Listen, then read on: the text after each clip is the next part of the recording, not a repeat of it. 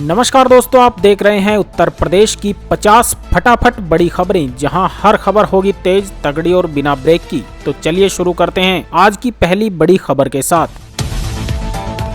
पंचायत चुनाव से पहले 35,569 पूर्व प्रत्याशियों पर पुलिस की नजर, उम्मीदवारों की कुंडली तैयार। आगामी पंचायत चुनावों को शांतिपूर्वक कराने के लिए यूपी पुलिस ने कमर कस ली है। पिछले चुनावों में उपद्रव या गड़बड़ी करने वाले 35,569 पूर्व प्रत्याशियों की फाइलें फिर से खोली जा रही हैं। पुलिस उनके आपराधिक रिकॉर्ड और गतिविधियों की बारीकी से जांच कर रही है। साथ ही इस बार के संभावित उम्मीदवारों की भी कुंडली तैयार की जा रही है, ताकि चुनावी प्रक्रिया में किसी तरह का व्यवधान न आए। साइबर ठगों ने 6 लोगों से उड़ाए 8 लाख रुपए, महिला और बुजुर्ग बने शिकार। राजधानी में साइबर अपराधियों ने फिर एक बार लोगों को निशाना बनाया। ठगों ने खुद को बैंक अधिकारी बताकर एक महिला और कई बुजुर्गों से निजी जानकारी हासिल कर 8 लाख रुपए उड़ा लिए। पीड़ितों ने पुलिस में शिकायत दर्ज कराई है। पुलिस साइबर सेल की मदद से खातों की ट्रांजैक्शन ट्रैक कर रही है। नर्सिंग कर्मियों को डिप्टी सीएम का बड़ा तोहफा, अब गृह जिले में मिलेगी पोस्टिंग। डिप्टी सीएम बृजेश पाठक ने नर्सिंग कर्मचारियों के लिए राहत भरी घोषणा की है। अब प्रमोशन के बाद भी उनकी तैनाती गृह जिले में ही होगी। उन्होंने स्वास्थ्य विभाग के महानिदेशक डॉक्टर रतनपाल सिंह सुमन को निर्देश दिया है कि इस संबंध में प्रस्ताव तुरंत तैयार किया जाए। साथ ही खाली पदों को जल्द भरने के आदेश भी दिए, ताकि अस्पतालों में मरीजों को बेहतर सुविधा मिल सके। D2 गैंग से जुड़ा अयाज उर्फ टायसन गिरफ्तार, तमंचा और कारतूस बरामद। बिदनू पुलिस ने शुक्रवार देर शाम कुली बाजार निवासी अयाज उर्फ टायसन को गिरफ्तार किया। वह D2 गैंग के खात्मे में एसओजी प्रभारी ऋषिकांत शुक्ला का सहयोगी रहा है। टायसन के पास से तमंचा और कारतूस बरामद किए गए। बताया जा रहा है कि वह किसी व्यक्ति की हत्या की योजना बना रहा था। हाल ही में प्रॉपर्टी डीलर को धमकाने के मामले में भी उसका नाम सामने आया था। सहारनपुर को मिली नई वंदे भारत एक्सप्रेस, यात्रियों में उमंग का माहौल। सहारनपुर वासियों के लिए शनिवार का दिन खुशी लेकर आया। जिले को नई वंदे भारत एक्सप्रेस ट्रेन की सौगात मिली है, जो सहारनपुर से लखनऊ के बीच चलेगी। स्टेशन पर ट्रेन के आगमन के दौरान जनप्रतिनिधियों और अधिकारियों ने पुष्प वर्षा कर स्वागत किया। यात्रियों में गजब का उत्साह दिखा। हालांकि नियमित संचालन की तारीख अभी घोषित नहीं हुई है। सीवान के युवक को पुलिस मुठभेड़ में गोली लगी, पशु तस्करी में था वांछित। देवरिया जिले में हुई पुलिस मुठभेड़ में सीवान निवासी मुबारक को गोली लगी है। वह पशु तस्करी के मामले में वांछित था। मुठभेड़ के बाद पुलिस ने उसके पास से कट्टा, कारतूस और बाइक बरामद की। घायल मुबारक को इलाज के लिए अस्पताल में भर्ती कराया गया है। साक्षी मलिक ने कुश्ती संघ पर साधा निशाना, कहा पहलवान झेल रहे हैं कठिनाइयां। ओलंपिक कांस्य पदक विजेता साक्षी मलिक ने भारतीय कुश्ती संघ पर गंभीर आरोप लगाए हैं।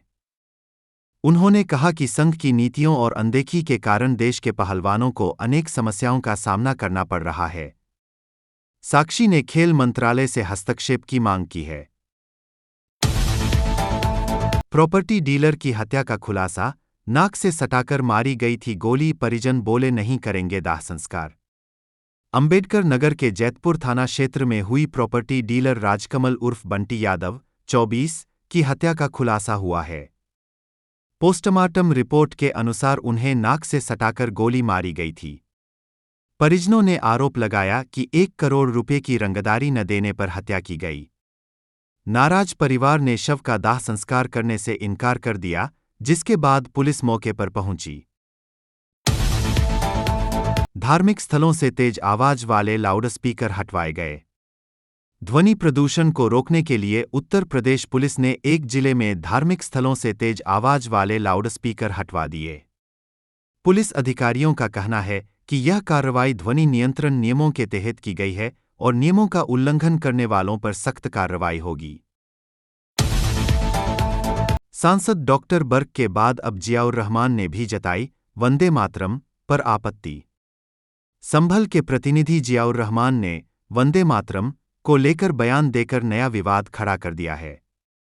उन्होंने कहा कि उनके दादा और पूर्व सांसद डॉक्टर शफीकुर रहमान बर्क भी वंदे मातरम का विरोध करते रहे हैं और वह भी इसे नहीं गाएंगे क्योंकि इसमें उनके मजहब के खिलाफ शब्द है। टेरर फंडिंग और घुसपैठियों को पनाह देने वाला फरहान नबी सिद्दीकी गिरफ्तार, एटीएस ने की बड़ी कार्रवाई। उत्तर प्रदेश एटीएस ने दिल्ली निवासी फरहान नबी सिद्दीकी को गिरफ्तार किया है, जो विदेशी फंडिंग के जरिए धार्मिक वैमनस्य फैलाने और बांग्लादेशी घुसपैठियों को शरण देने के आरोप में वांछित था। जांच में सामने आया है कि उसने विदेश से करीब 11 करोड़ रुपए जुटाए थे। फरहान इस्तांबुल इंटरनेशनल कंपनी नामक संस्था का सहनिदेशक है और वह भड़काऊ किताबों का प्रकाशन भी करता था। इस रकम से अमरोहा और पंजाब में मस्जिद व मदरसे के लिए भूमि खरीदी गई थी। मदरसा प्रबंधक पर छात्रा से दुष्कर्म का आरोप, पुलिस ने दर्ज किया केस।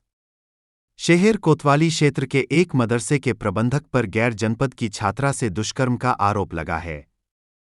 छात्रा परिसर में ही रह रही थी। परिजनों की शिकायत के बाद शनिवार देर रात पुलिस ने आरोपी प्रबंधक के खिलाफ केस दर्ज कर जांच शुरू कर दी है। मथुरा में सनातन एकता पदयात्रा की तैयारी जोरों पर, 15 एकड़ में लगेंगे टेंट, 300 हलवाई बनाएंगे प्रसाद। बागेश्वर धाम पीठाधीश्वर पंडित धीरेन्द्र कृष्ण शास्त्री की अगुवाई में 13 नवंबर को मथुरा में सनातन हिंदू एकता पदयात्रा का आगमन होगा। प्रशासन ने कोटवन बॉर्डर स्थित सेल्स टैक्स परिसर की खाली भूमि पर भव्य व्यवस्था की है। लगभग 15 एकड़ में टेंट, 30 भट्ठियां और 300 हलवाई प्रसाद की तैयारी में जुटे हैं। स्थल पर मिट्टी समतल करने और मंच निर्माण का कार्य तेजी से चल रहा है।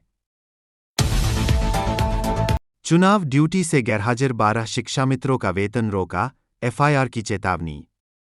राज्य चुनाव आयोग ने चुनावी ड्यूटी से गायब रहने वाले 12 शिक्षामित्रों पर सख्त रुख अपनाया है। बार बार नोटिस भेजने के बावजूद ड्यूटी पर न पहुंचने के कारण उनका वेतन रोक दिया गया है। अधिकारियों ने चेतावनी दी है कि यदि तुरंत ज्वाइन नहीं किया गया तो एफआईआर दर्ज की जाएगी। प्रशासन ने स्पष्ट कहा, चुनावी प्रक्रिया में लापरवाही किसी कीमत पर बर्दाश्त नहीं होगी। सीएम सामूहिक विवाह योजना के तहत 89 जोड़ों का पवित्र बंधन, बायोमीट्रिक पहचान से हुई पुष्टि। मुख्यमंत्री सामूहिक विवाह योजना के अंतर्गत शनिवार को 89 जोड़ों का विवाह संपन्न हुआ। कार्यक्रम में प्रत्येक जोड़े की बायोमीट्रिक पहचान सुनिश्चित की गई ताकि किसी तरह की गड़बड़ी न हो। इस योजना का उद्देश्य गरीब परिवारों को विवाह में आर्थिक सहायता देना है। आयोजन के दौरान परिजनों ने सरकार का आभार जताया। गार्ड ने पार्किंग में की आत्महत्या, सुसाइड नोट में सचिव पर लगाया प्रताड़ना और वेतन न देने का आरोप। कानपुर के स्वरूपनगर क्षेत्र में साईं अपार्टमेंट के 73 वर्षीय सिक्योरिटी गार्ड कैलाश नाथ ने आत्महत्या कर ली।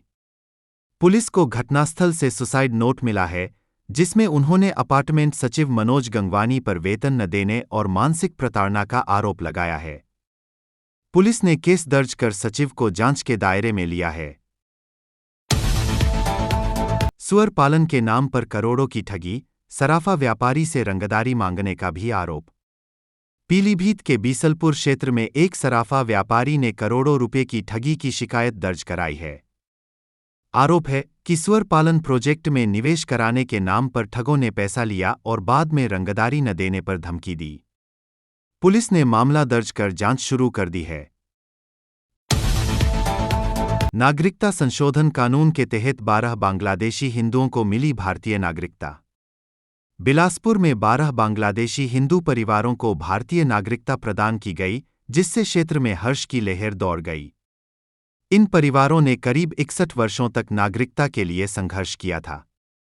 कार्यक्रम के दौरान शरणार्थियों ने मिठाई बांटी और केंद्र सरकार के प्रति आभार व्यक्त किया। बताया गया कि करीब 2500 परिवारों के 14,500 शरणार्थी अब भी प्रक्रिया का इंतजार कर रहे हैं। यूपी में बिजली कंपनियों के निजीकरण की तैयारी, कर्मचारियों में बड़ी नाराजगी। सूत्रों के अनुसार बिहार चुनाव समाप्त होते ही यूपी सरकार बिजली कंपनियों के निजीकरण की दिशा में कदम उठा सकती है। इस संभावना को देखते हुए ऊर्जा विभाग के कर्मचारी आंदोलन की तैयारी कर रहे हैं। उनका कहना है कि निजीकरण से नौकरी की स्थिरता और उपभोक्ता दोनों पर नकारात्मक असर पड़ेगा। H-1B वीजा शुल्क बढ़ोतरी पर युवाओं ने जताई चिंता, GLA यूनिवर्सिटी में हुई बहस।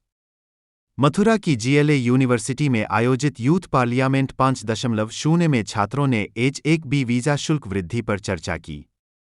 युवाओं और उद्योग विशेषज्ञों ने कहा कि इससे भारतीय पेशेवरों और IT उद्योग पर नकारात्मक असर पड़ सकता है। सेशन में साइबर सुरक्षा, नीति साक्षरता और वैश्विक करियर अवसरों पर भी विचार विमर्श हुआ। CCSU आज से 250 रुपये लेट फीस के साथ भरे जाएंगे विषम सेमेस्टर परीक्षा फॉर्म। चौधरी चरण सिंह विश्वविद्यालय, CCSU और उससे संबद्ध कॉलेजों में विषम सेमेस्टर परीक्षाओं के फॉर्म भरने की अंतिम तिथि बढ़ा दी गई है। अब जो छात्र निर्धारित समय पर आवेदन नहीं कर पाए थे, वे आज से 250 रुपये की विलंब शुल्क के साथ अपना परीक्षा फॉर्म जमा कर सकते हैं। विश्वविद्यालय प्रशासन ने इसे विद्यार्थियों के लिए अंतिम मौका बताया है। रेलवे का बड़ा फैसला, 1 दिसंबर से हमसफर एक्सप्रेस समेत 8 ट्रेनें रहेंगी रद्द। रेलवे प्रशासन ने परिचालन संबंधी कारणों के चलते 1 दिसंबर 2025 से 8 ट्रेनों को अस्थायी रूप से निरस्त करने की घोषणा की है। इसमें हमसफर एक्सप्रेस भी शामिल है। रेलवे ने यात्रियों से असुविधा के लिए खेद जताते हुए कहा है कि प्रभावित यात्रियों को पूरा रिफंड मिलेगा और वे रेलवे की वेबसाइट या हेल्पलाइन नंबर से जानकारी प्राप्त कर सकते हैं। उत्तराखंड स्थापना दिवस पर PM मोदी देंगे 8,260 करोड़ की सौगात, करेंगे हितधारकों से संवाद। उत्तराखंड राज्य की रजत जयंती 25वीं वर्षगांठ के मौके पर प्रधानमंत्री नरेंद्र मोदी आज देहरादून में विशेष कार्यक्रम में शामिल होंगे। इस दौरान वे 8,260 करोड़ रुपए की विकास परियोजनाओं का शिलान्यास और लोकार्पण करेंगे। इसके अलावा PM मोदी 28,000 किसानों को 62 करोड़ की फसल बीमा राशि वितरित करेंगे और राज्य की उपलब्धियों पर चर्चा करेंगे। प्रधानमंत्री एक स्मारक डाक टिकट भी जारी करेंगे। मोहन भागवत बोले, अब भारत में कोई अहिंदू नहीं, सभी के पूर्वज एक ही। राष्ट्रीय स्वयंसेवक संघ RSS प्रमुख मोहन भागवत ने कहा कि भारत की संस्कृति और मूल भावना सभी को जोड़ती है।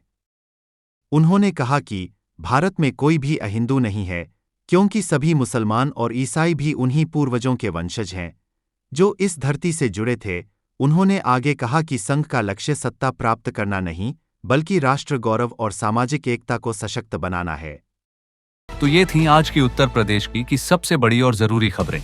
अगर आपको यह वीडियो पसंद आया हो तो लाइक करें, शेयर करें और यूपी ब्रेकिंग न्यूज अड्डा को सब्सक्राइब करें ताकि आप तक हर बड़ी खबर सबसे पहले पहुंचे।